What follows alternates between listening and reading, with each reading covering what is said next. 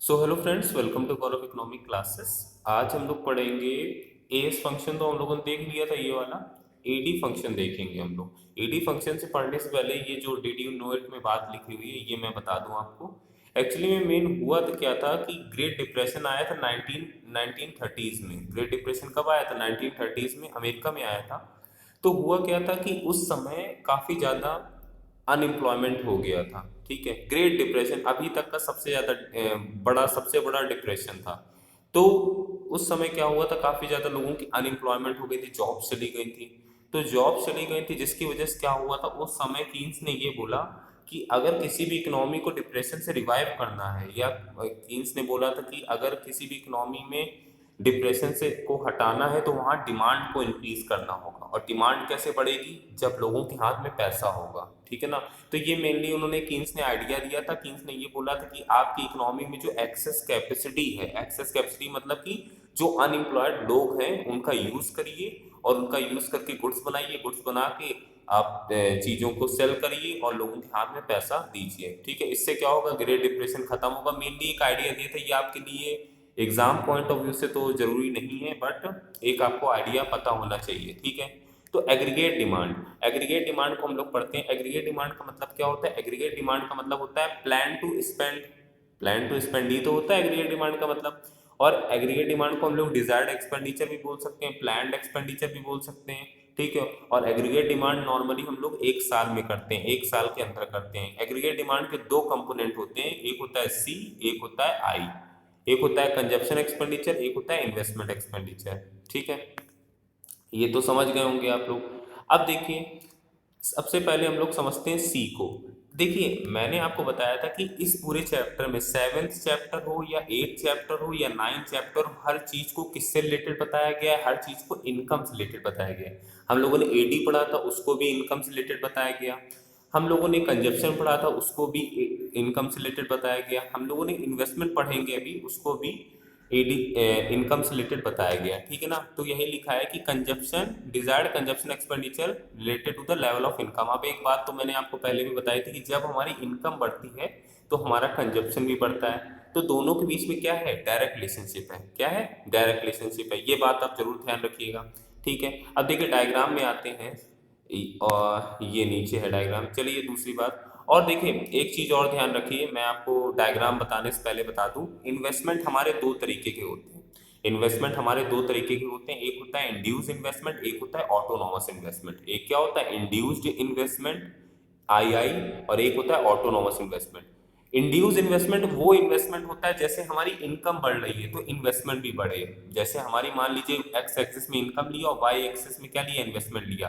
तो इनकम बढ़ रही तो इन्वेस्टमेंट भी बढ़ रहा है, तो वो है induce investment. But autonomous investment क्या होता है? हमारी इनकम इनकम हम कहाँ लेते हैं? एक्स एक्सिस में लेते हैं, और हम क्या कहते हैं कि इन्वेस्टमेंट कहाँ लेंगे? वाई एक्सिस में मान लीजिए। तो ऑटोनोमस इन्वेस्टमेंट मतलब होता है कि अगर इनकम हमारी बढ़ रही तो इन्वेस्टमेंट कांस्टेंट रहता है। इन्वेस्टमेंट क्या रहता है? कांस्टेंट रहता है। जैसे ये देखिए, मैं डायग्राम बनाता हूँ।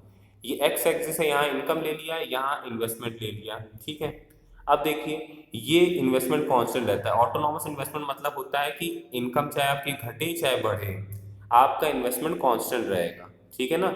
तो नॉर्मली क्या होता है कि जो डेवलपिंग कंट्रीज में गवर्नमेंट इन्वेस्टमेंट करती है, डेवलपिंग कंट्रीज या डेवलप कंट्रीज में जो गवर्नमेंट इन्वेस्ट करती है, जो गवर्नमेंट इन्वेस्टमेंट करती है वो ऑटोनॉमस इन्वेस्टमेंट करती है। गवर्नमेंट को इससे नहीं मतलब होता है कि हमारा इन्वेस्टमेंट प्रॉफिटेबल होगा कि नहीं होगा। वो वेलफेयर के लिए करती है, और वेलफेयर के लिए करती है तो उससे को इनकम से नहीं मतलब होता है। वो इन्वेस्टमेंट अपना एक कांस्टेंट रेट में रखती है, और इनकम चाहे जो जितनी भी हो उसकी। बट जो प्राइवेट बंदा अगर कोई इन्वेस्टमेंट करता है तो वो देखता है कि अगर उसकी इनकम बढ़ रही है तो वो इन्वेस्टमेंट भी बढ़ाएगा। ठीक है ना।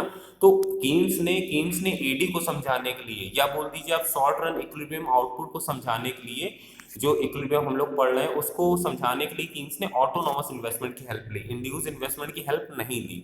तो कीन्स ने क्या माना? कीन्स ने इन्वेस्टमेंट को ऑटोनॉमस लिया। ठीक है। ये बात तो क्लियर हो गई। देखिए, इन्वेस्टमेंट कांस्टेंट है और इनकम अलग अलग चेंज हो रही है। ठीक है। ऑटोनॉमस ऑटोनॉमस मतलब होता है इंडिपेंडेंट। ऑटोनॉमस मतलब क्या होता है? इंडिपेंडेंट, जिसको किसी से कोई मतलब नहीं। और यहाँ पर इन्वेस्टमेंट को इनकम से कोई मतलब नहीं, तभी वो कांस्टेंट है। अब दूसरी बात अगर हम देखें सी को, सी देखिए, मैंने आपको बताया था पहले भी, सेवन चैप्टर जरूर देखिएगा इसको देखने से पहले। मैंने आपको बताया था कि कंजप्शन कभी भी 0 से स्टार्ट नहीं होगा, 30 से स्टार्ट हो रहा है। इस 30 को हम लोग क्या बोलते हैं, सी बार बोलते हैं। क्या बोलते हैं, सी बार बोलते हैं। इसको हम लोग इंटरसेप्ट भी बोलते हैं। क्या बोलते हैं, इंटरसेप्ट, INTR, इंटरसेप्ट।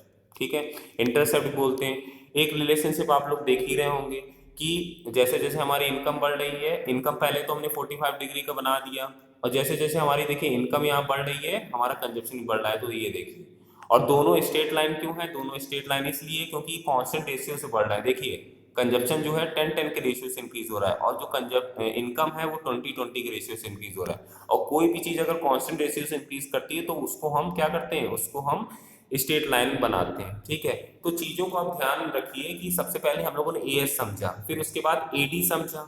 एडी के दोनों कंपोनेंट समझे। क्या क्या कंपोनेंट थे, एक था आई और एक था हमारा सी। ठीक है, और एडी इज इक्वल टू क्या होता है, एडी इज इक्वल टू होता है सी प्लस आई। क्या होता है, सी प्लस आई।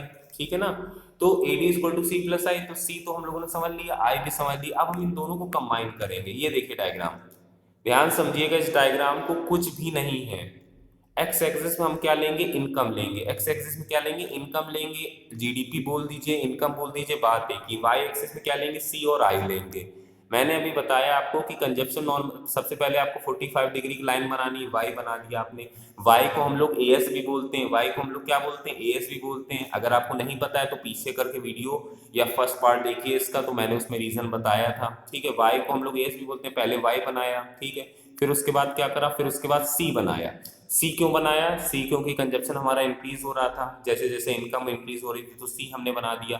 फिर हमने आई बना दिया। ठीक है, अब फिर सी और आई को क्या कर देंगे, कंबाइन कर देंगे, इसको और इसको कंबाइन कर दिया, तो ये देखिए एक लाइन बन गई। भाई इसको और इसको जब कंबाइन करेंगे तो एक लाइन पैरेलल इसके ये बन गई। तो ये क्या हो गया, सी प्लस आई, और सी प्लस आई को हम लोग क्या बोलते हैं, एडी। क्या बोलते हैं, एडी। ठीक है, यहाँ सबसे बड़े सबसे दिमाग में आपको ये बात रखनी है कि जो हम लोग ये इक्विलिब्रियम पढ़ रहे हैं, ये जो इक्विलिब्रियम चैप्टर पढ़ रहे हैं, यहाँ पर कीन्स ने क्या अज्यूम करा था, यहाँ पर कीन्स ने ये माना था कि हम लोग टू सेक्टर क्लोज इकोनॉमी लेंगे।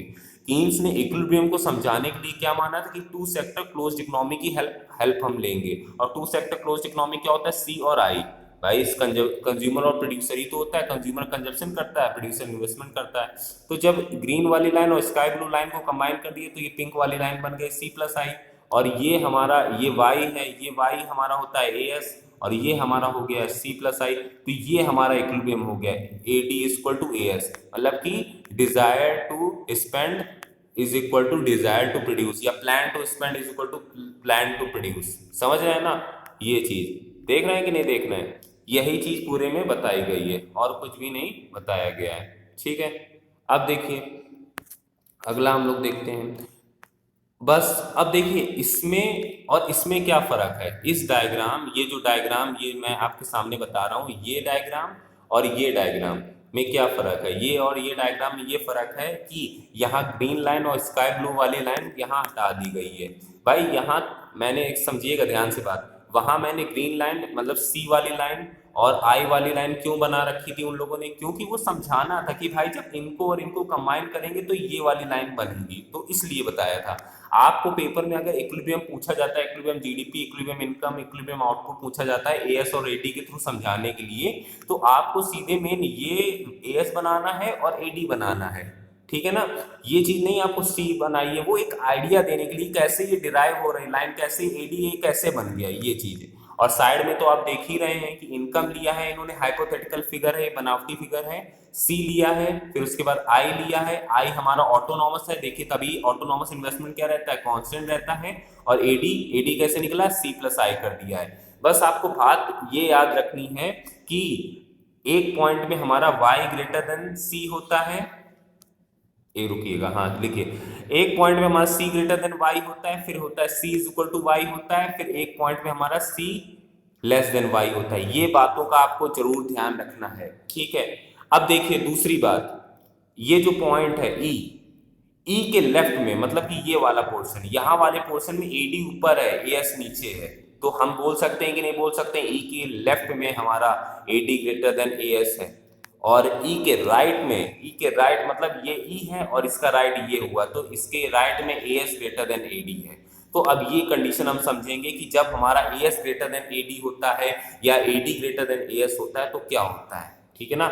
इस चीज को बस कुछ नहीं करना है आपको, ये जो दो दोनों डायग्राम है इनको बस देखना है, पढ़ना है। मैंने मतलब भर की चीज बता दी है आपको, बस और कुछ नहीं। नंबरिंग करना कभी ना भूलिएगा, ठीक है ना। और चलिए इसको देखिए एक मिनट।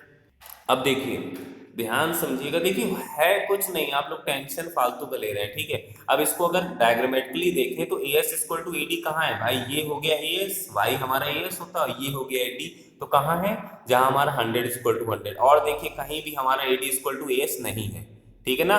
मतलब कि प्लान टू प्रोड्यूस और प्लान टू स्पेंड कहाँ है इक्वल, जहां 100 है, ठीक है ना।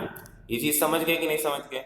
अब देखिए, और कीन्स ने ये भी बात बोली थी, कीन्स ने ये भी बोला था, ध्यान समझिएगा, कीन्स ने ये भी बोला था कि हम इक्विलिब्रियम अचीव कर सकते हैं जब हम फुल एम्प्लॉयमेंट ऑफ रिसोर्सेस ना कर रहे हों। मतलब कि आप बात समझिएगा, कीन्स ने ये बोला था कि अगर हमारी इकोनॉमी में हम क्या कहते हैं, फुल एम्प्लॉयमेंट अचीव कर सकते हैं, मतलब कि full utilise AD equal to AS, AD equal to AS हम अचीव कर सकते हैं जब हम फुल यूटिलाइजेशन रिसोर्स ना कर रहे हो, तब भी हम फुल इक्विलिब्रियम अचीव कर सकते हैं। कीन्स ने ये बोला था, ध्यान रखिएगा आपने, मतलब कीन्स का बोलना ये था कि हम इक्विलिब्रियम अचीव कर सकते हैं, मतलब एडी इक्वल टू एएस हम अचीव कर सकते हैं भले चाहे हम फुल एम्प्लॉयमेंट ऑफ रिसोर्सेज ना कर रहे हो। मतलब कि जब हम सारे रिसोर्सेज ना यूज कर रहे हो अपनी कंट्री के, जब हम सारे रिसोर्सेज ना यूज कर रहे हो तब भी हम इक्विलिब्रियम अचीव कर सकते हैं, तब भी हम एडी इक्वल टू एएस ला सकते हैं। कीन्स ने ये बोला था, कीन्स ने मेन फोकस ये था कि हम फुल एम्प्लॉयमेंट अचीव कर सकते हैं जब हम क्या कहते हैं, फुल एम्प्लॉयमेंट कह रहा हूं मैं, इक्विलिब्रियम अचीव कर सकते हैं जब हम क्या कहते हैं, फुल एम्प्लॉयमेंट ऑफ रिसोर्सेज ना कर रहे हो, तब भी हम अचीव कर सकते हैं, ठीक है। अब देखिए इसको आपने देख लिया, ये हॉट्स हैं, ये क्या कहते हैं भाई, न्यूमेरिकल नॉर्मल सा, y निकालना है, यहाँ फाइंड इक्विलिब्रियम y निकालना है, c दिया हुआ है और i भी दिया हुआ है। भाई c का इक्वेशन क्या होती थी, c equal to C bar plus B Y होती थी ना, होती थी कि नहीं होती थी, ठीक है। तो अब देखिए c y निकालना है तो y इज इक्वल टू क्या होता था, y इक्वल टू एडी होता था कि नहीं होता था। इक्विलिब्रियम कंडीशन क्या होती थी, इक्विलिब्रियम कंडीशन हमारी एडी इक्वल टू एस होती थी, एडी इक्वल टू एस होती थी, मतलब कि एडी इक्वल टू वाई होती थी कि नहीं होती थी। तो आपको बस निकालना है, तो एडी का फॉर्मूला क्या होता था, एडी का फॉर्मूला हमारा होता था सी प्लस आई, एडी का फॉर्मूला क्या होता था सी प्लस आई, तो सी कितना है 100 प्लस 0.5 वाई, ठीक है, और प्लस 1000, कैसे, क्योंकि एडी इक्वल टू क्या होता है सी प्लस आई, ठीक है। तो इसको करा, जब इसको करा तो हमारा वाई आ गया कितना 2200। समझे कि नहीं समझे, नहीं समझे, समझे कि नहीं आप लोग समझे। देखिए y इक्वल टू क्या होता है, एडी होता है, और y इक्वल टू एडी का फॉर्मूला क्या होता है, c प्लस आई होता है, और c प्लस आई, सी हमारा दिया है 100 प्लस 0.5 y प्लस 1000। अब इसमें से आप y की वैल्यू निकाल सकते हैं कॉमन लेके, ठीक है ना, ये चीज करनी है। अब देखिए, अब एक दो चीजें हम लोग देख लेते हैं, जब एएस ग्रेटर देन एडी होता है तब क्या होता है, जब एडी ग्रेटर देन एएस होता है तब क्या होता है। देखिए एएस ग्रेटर देन एडी मतलब क्या हुआ, एएस ग्रेटर देन एडी मतलब ये वाली कंडीशन की बात कर रहा है, किसकी बात कर रहा है, इसकी बात कर रहा है, क्योंकि देखिए यहाँ एएस ऊपर है और एडी नीचे है, एएस ऊपर है एडी नीचे, समझ रहे हैं कि नहीं समझ रहे हैं आप बात, ठीक है। तो चलिए इसको समझते हैं। आइए देखिए, जब एएस ग्रेटर देन एडी होता है, मतलब कि जब plan to produce greater than है किससे, प्लान टू स्पेंड से, मतलब कि प्रोड्यूसर जो है वो ज्यादा क्या कहते हैं बनाने की सोच रहा है, और क्या कहते हैं, मान लीजिए अभी प्लान टू प्रोड्यूस और प्लान टू स्पेंड हटा दीजिए, मैं आपको एक बात बताता हूँ, चलिए समझिएगा। एएस किससे रिलेटेड है, प्रोड्यूसर से रिलेटेड है, मतलब कि प्रोडक्शन से रिलेटेड है।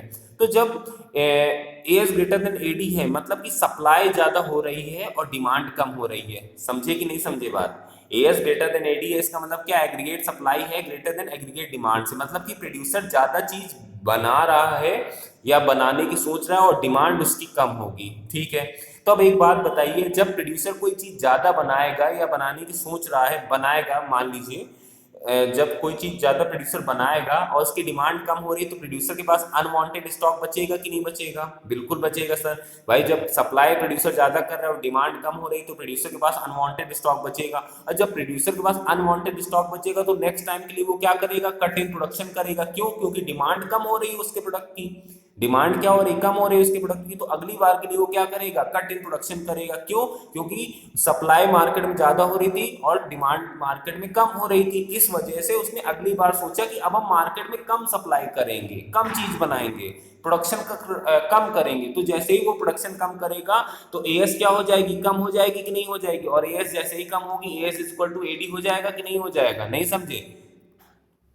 नहीं समझे, खा गए चलिए मैं फिर से बता देता हूं। देखिए एएस ग्रेटर देन एडी है, एएस ग्रेटर देन एडी मतलब कि मार्केट में सप्लाई ज्यादा कर रहा है प्रोड्यूसर और डिमांड कम हो रही है उसके प्रोडक्ट की। अब जब सप्लाई आप ही है, अगर आप सप्लाई ज्यादा कर रहे हैं और डिमांड आपके चीज की कम हो रही है तो आप क्या करेंगे, आपके पास माल बच जाएगा कि नहीं बच जाएगा, अनवांटेड स्टॉक बचेगा। तो नेक्स्ट टाइम के लिए आपका क्या करेंगे, नेक्स्ट टाइम के लिए आप ये करेंगे कि आप प्रोडक्शन ही नहीं करेंगे, आप प्रोडक्शन कट कर देंगे। तो जैसे ही आप प्रोडक्शन कट कर देंगे तो एएस इक्वल टू एडी हो जाएगा कि नहीं हो जाएगा। ठीक है, हम लोग इक्विलिब्रियम में आ जाएंगे कि नहीं आ जाएंगे, मतलब कि हम लोग यहाँ आ जाएंगे कि नहीं आ जाएंगे, यहाँ पे।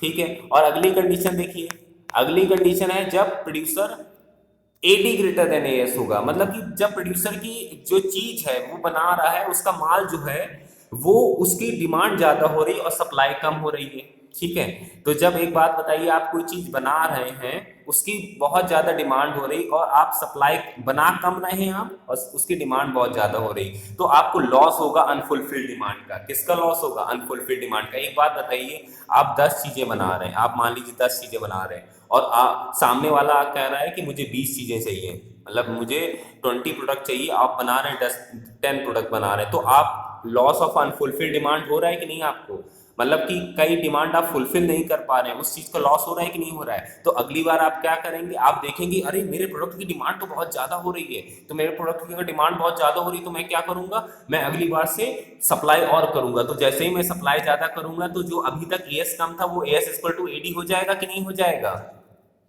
नहीं समझे भाई समझिएगा, फिर से मैं बता रहा हूं कि एडी ग्रेटर देन एएस है, मतलब डिमांड मार्केट में प्रोडक्ट की ज्यादा हो रही, सप्लाई कम हो रही, तो प्रोड्यूसर को सबसे पहली बात अनफुलफिल्ड डिमांड का लॉस होगा। अनफुलफिल्ड डिमांड मतलब कोई डिमांड फुलफिल नहीं कर पाएगा। जब वो कई डिमांड फुलफिल नहीं कर पाएगा तो क्या होगा, जब वो कई डिमांड फुलफिल नहीं कर पाएगा तो अगली बार वो सोचेगा मुझे लॉस हो गया है फुलफिल डिमांड का, तो अब मैं करूंगा कि अब मैं ज्यादा चीजें प्रोड्यूस करूंगा। तो जैसे ही वो ज्यादा चीजें प्रोड्यूस करेगा तो सप्लाई ज्यादा करेगा, और जैसे ही सप्लाई ज्यादा करेगा जो अभी तक सप्लाई कम है, एएस लेस देन एडी है, वो AS is equal to AD हो जाएगा कि नहीं हो जाएगा। समझे कि नहीं समझे, बस यही सब चीजें थी। अगला अप्रोच है इक्विलिब्रियम का सेविंग एंड इन्वेस्टमेंट अप्रोच। ठीक है ना, यही था एडी एंड एएस। देखिए कीन्स ने दो तरीके से इक्विलिब्रियम को समझाने की कोशिश करी थी, एक है AD and AS. AD and AS हम लोगों ने पढ़ लिया है, अब हम लोग अगला क्या पढ़ेंगे, सेविंग एंड इन्वेस्टमेंट। सो और वीडियोस आपकी आती रहेंगी, टेंशन बिल्कुल आप ना लीजिए, क्योंकि थोड़ा मुझे काम पड़ जाता है आजकल, इस वजह से थोड़ा हो जाता है। बाकी आप टेंशन बिल्कुल ना लीजिए, कीप वॉचिंग गौरव इकोनॉमिक क्लासेस।